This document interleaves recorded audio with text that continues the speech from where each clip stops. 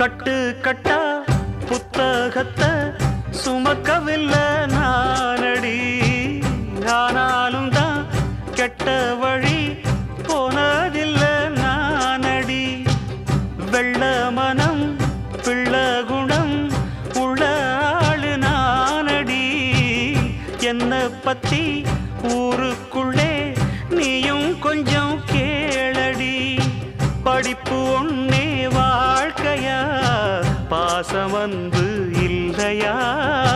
படிப்பில்லாமல் வாழ்க்கையில் உயர்ந்த மேதை இல்லையா?